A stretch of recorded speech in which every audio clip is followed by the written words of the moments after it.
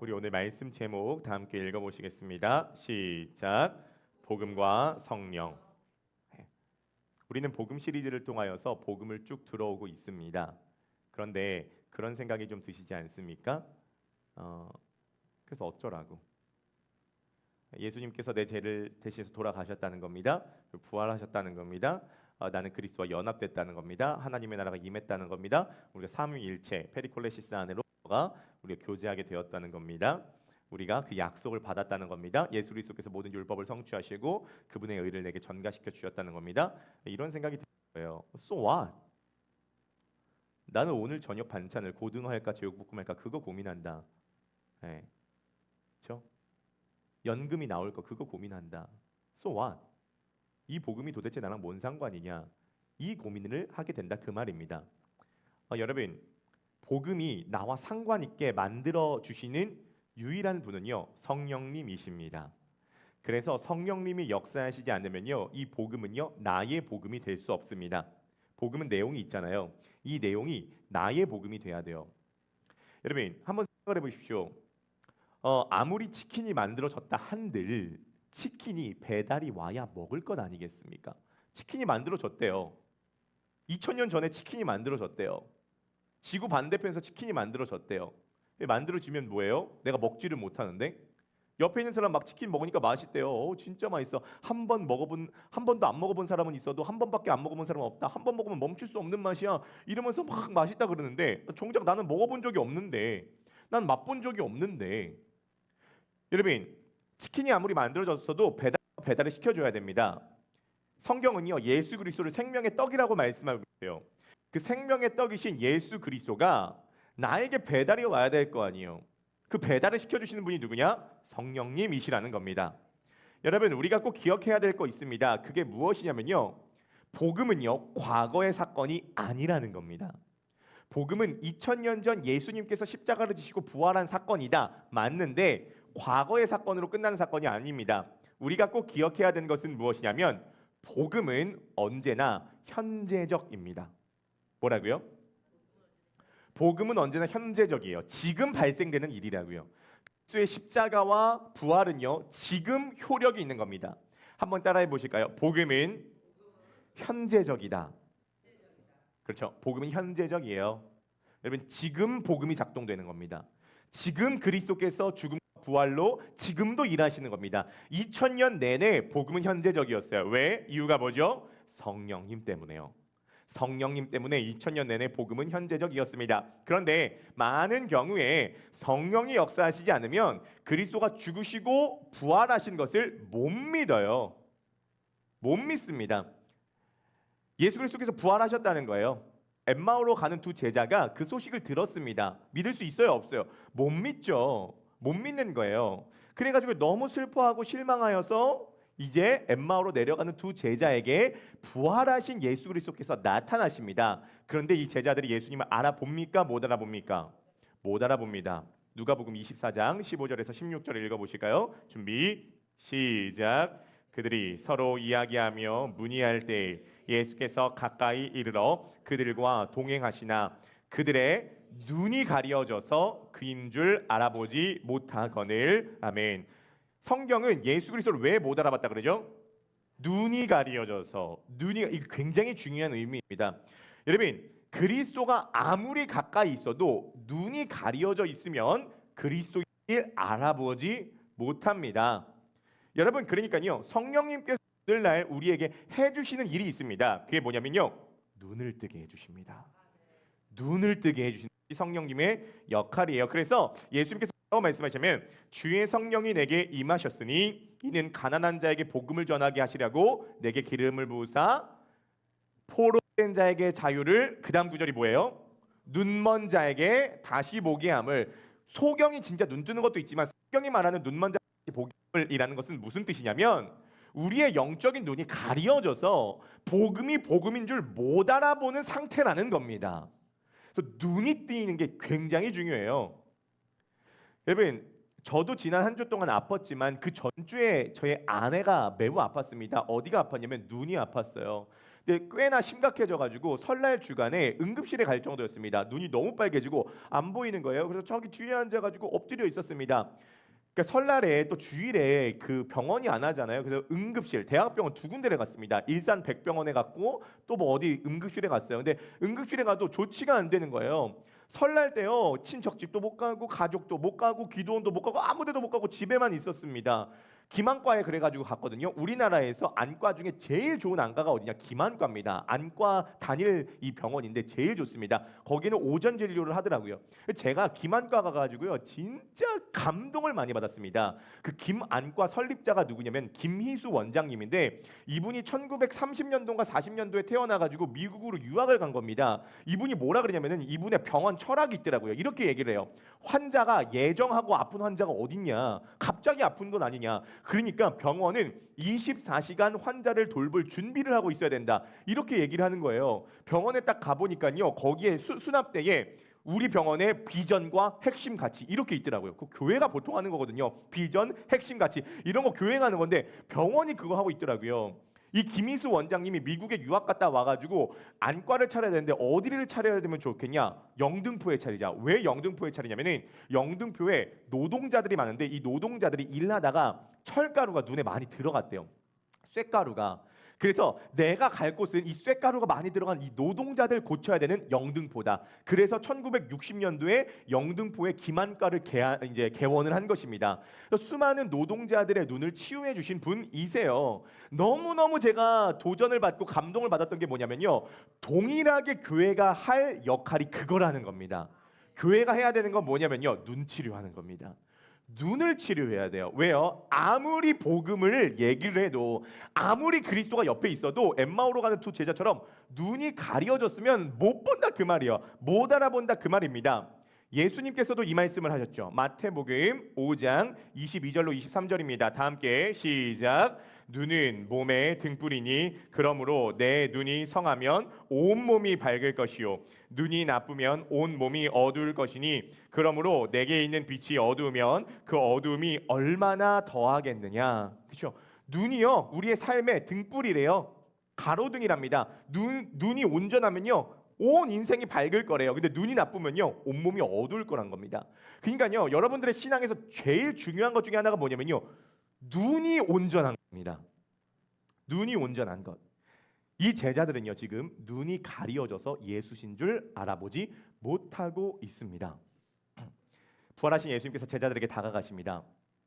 선생님들, 무슨 얘기를 그렇게 심각하게 하십니까? 선생님은 어디서 오셨어? 저는 지금 예루살렘에서 오는 길입니다. 왜 혼자 골방에 있다 오셨어?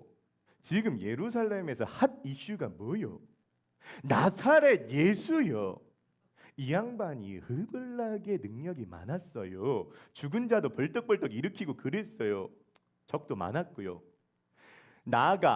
우리가 원했던 것은 무엇이니까?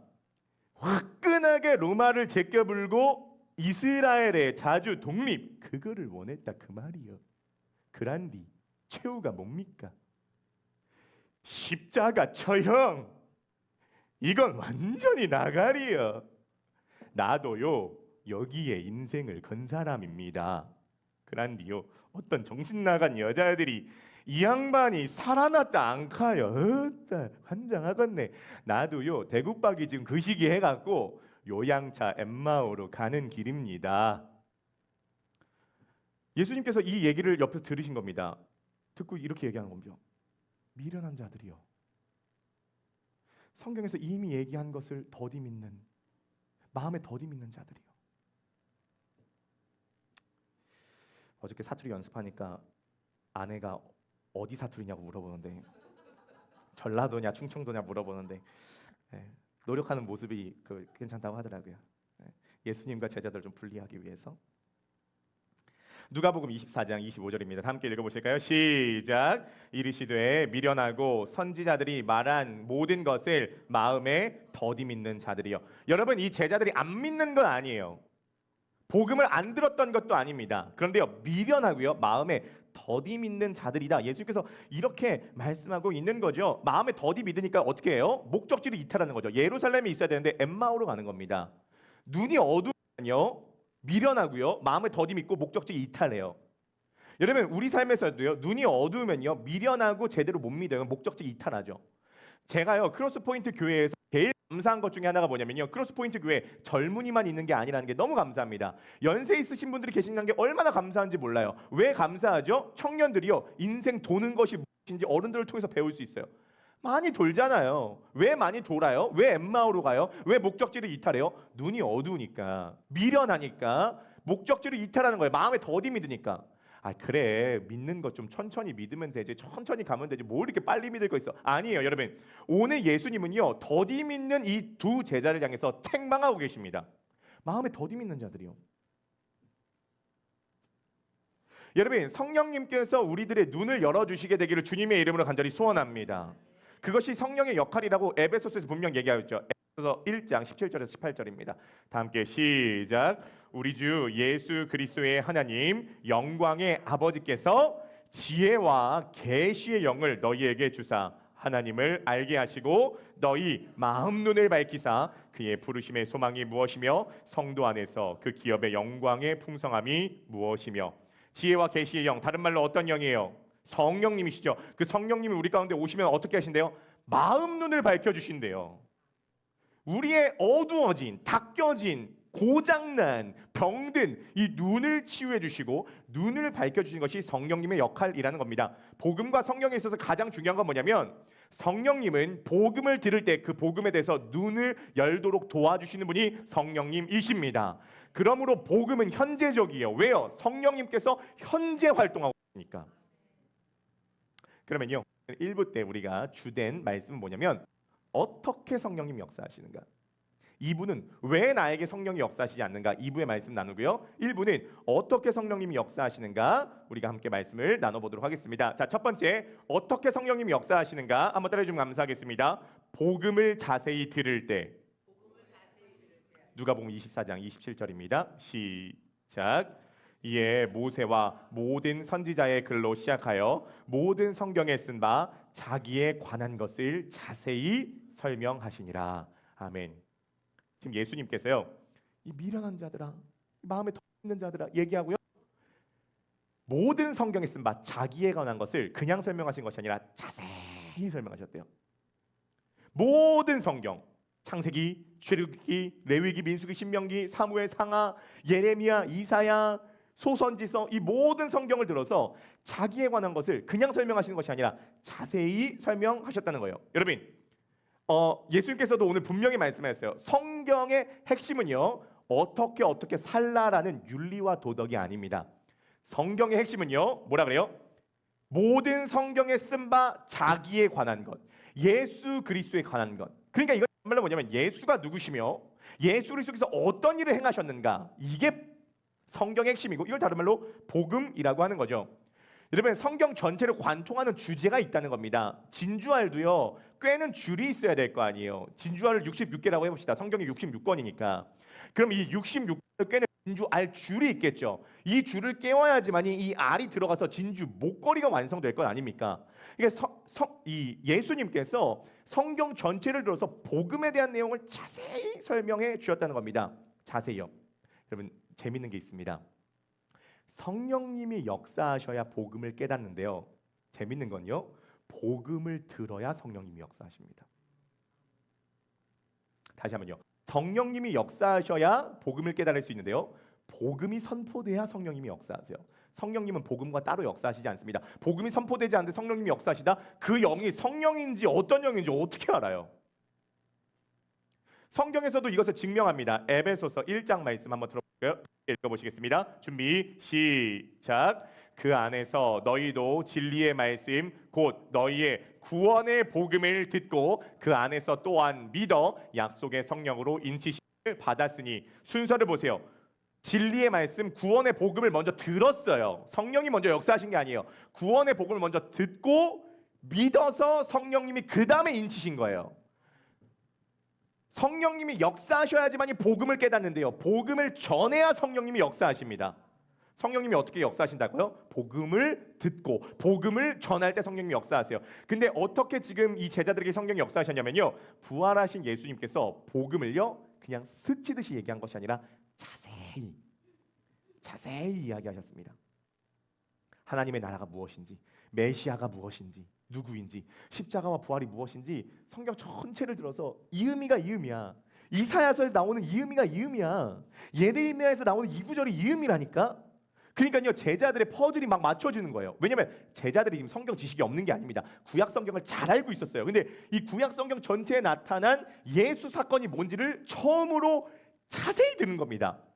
그때 제자들이 이 복음을 들을 때 어떤 반응이었는지 봅시다. 누가복음 24장 32절 다 함께 시작.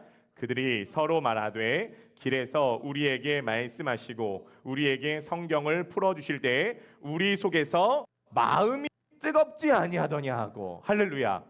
성경을 자세히 풀어주실 때, 복음을 풀어줄 때 마음이 뜨거웠대요. 이걸 뭐라 그러죠? 성령의 감화라고 합니다. 성령님이 등장하지 않지만 마음이 뜨거워진 것은 성령의 감화. 복음을 머리로 들었어요. 이해했어요. 그리고 자세히 들었어요. 그러니까요, 마음이 뜨거워진 겁니다. 마음이 뜨거워진 거예요. 여러분, 복음을 선포하는 현장에 성령님께서 역사하시면 여러분들의 마음이 뜨거워집니다. 여러분, 복음을 들으시면서 혹시 마음이 뜨거워져 본 경험이 있으세요? 오, 아멘, 아멘. 기영자매 어떻게 이렇게 아멘이 빨리 나와요? 네. 여러분, 성령님은요, 우리를 뜨겁게 해주시는 분입니다. 그 기독교인은 냉랭할 수가 없어요. 그런데요, 복음과 상관없이 만약에 뜨거워진다? 제가 항상 조사해 본 결과 신천지도 방언을 합니다. 복음과 상관없이 뜨거워지는 건 그건 아니에요. 정확하게 구원의 복음, 진리의 말씀의 내용을 듣고 그 다음에 가슴에 불이 댕겨지는 겁니다. 제가요, 처음으로 복음 설교 들었을 때가 있었어요. 그때가 언제냐면 아직도 기억해요. 저는 그 전까지 복음 설교를 들어본 적이 없습니다. 이건 좀 불행한 일이라고 생각해요. 정확하게 스쳐 지나가면서 말고 정확하게 집어서 복음 설교를 들었던 게 2017년도였습니다. 2017년도 3월 달 신학교에서 심령 수련회를 했는데요. 그때 강사로 오신 분이 남서울은혜교회 화종부 목사님이십니다. 그 목사님이 심령 수련회 6번의 설교를 요한복음 3장을 가지고 쭉 풀어주셨어요. 하나님이 세상을 이처럼 사랑하사, 그 구절 있잖아요. 구절을 가지고 쭉 풀어주셨거든요. 죄송한 말씀이지만 이 화종부 목사님 설교가 좀 졸리세요. 네, 많이 좁니다. 이제 좀 졸리거든요.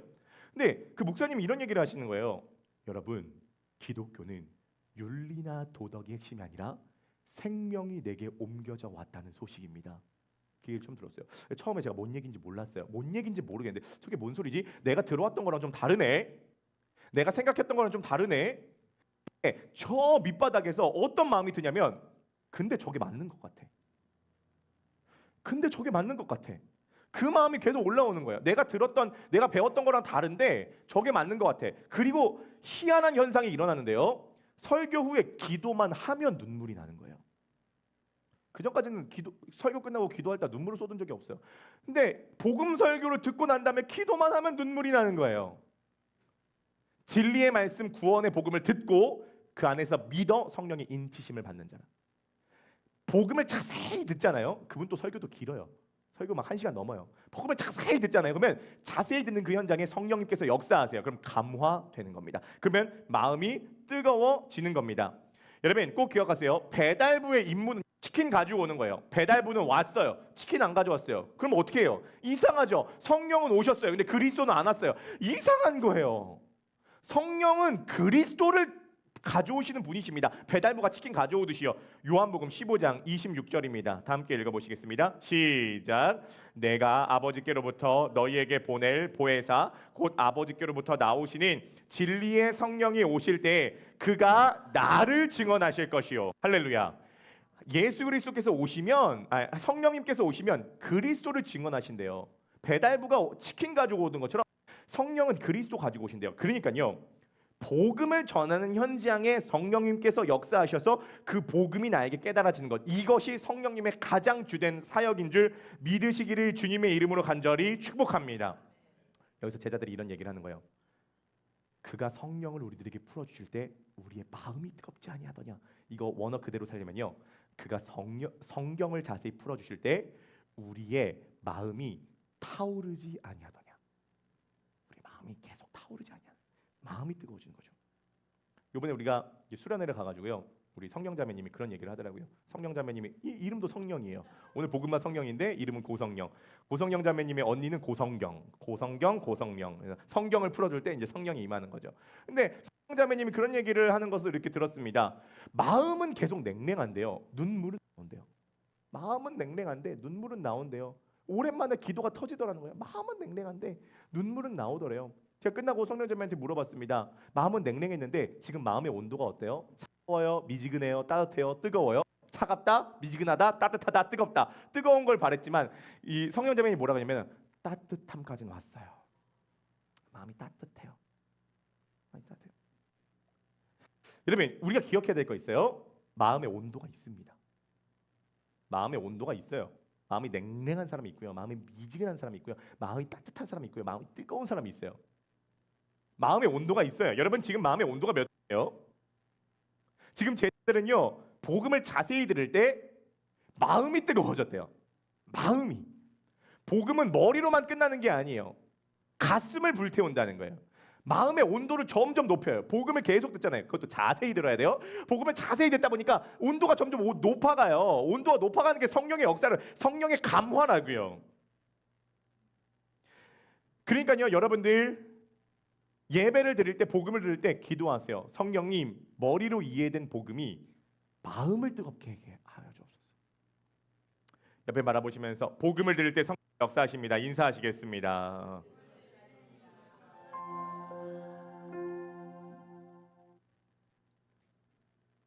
성경 전체가 그리스도를 가리킵니다. 성경 전체가 그리스도를 가리켜요.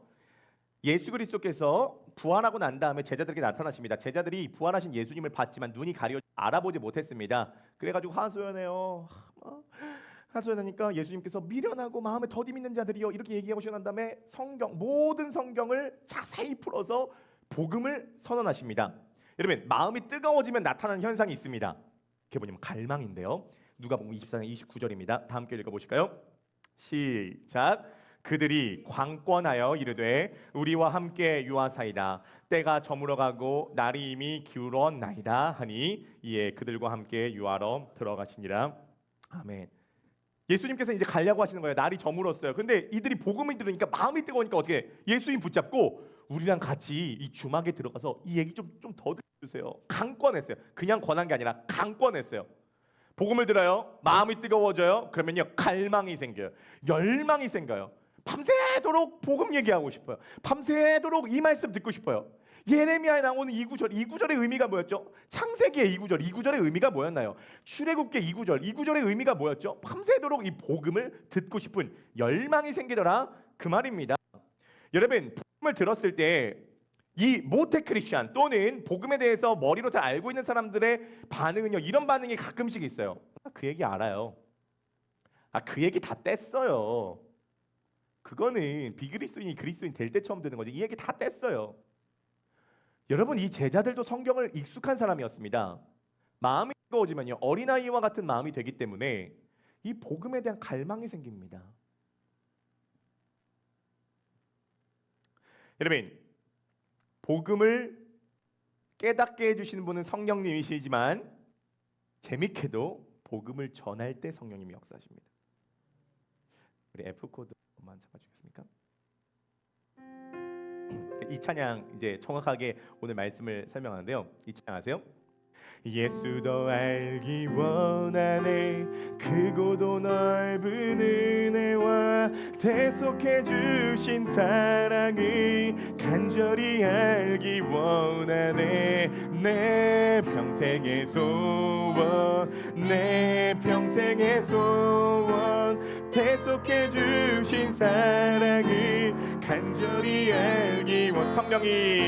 성령이 스승되셔서 진리를 가르치시고 거룩한 뜻을 깨달아 예수를 알게 한 내 평생의 소원, 내 평생의 소원, 대속해 주신 사랑을 간절히 알기. 3절. 성령의 감화 받아서 하나님 말씀 배우니 그 말씀 한절한절이 내 맘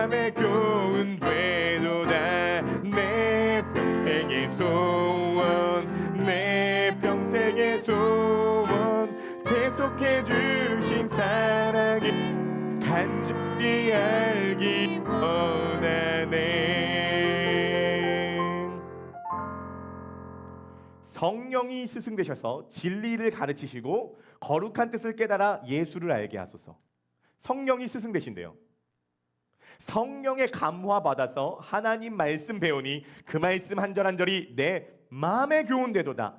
내 평생의 소원, 내 평생의 소원 대속해 주신 사랑을 간절히 알기 원하네. 복음을 듣잖아요. 성령이 마음을 뜨겁게 하세요. 그러니까 강권하는 거예요. 내 평생의 소원, 내 평생의 소원 대속해 주신 사랑을 간절히 알기 원하네. 예수를 강권하여 초대하는 거예요. 그래서 더 많이 듣고 싶은 거죠. 여러분, 성령의 감화 받아서 말씀을 배우게 됩니다. 말씀 가운데 성령께서 역사하시는 거죠. 근데요, 중요한 게 이것입니다. 집으로 들어갔잖아요. 그러면 이제 복음을 더 깊이 설명해 주셔야 되는데 그 다음 구절이 복음을 설명해 주는 내용이 나오지 않습니다. 그 뭘 하죠? 누가복음 24장 30절에서 31절 우리 다 함께 읽어보실까요? 시작. 그들과 함께 누가복음 24장 30절 31절 없나요? 네, 제가 읽어드리도록 하겠습니다.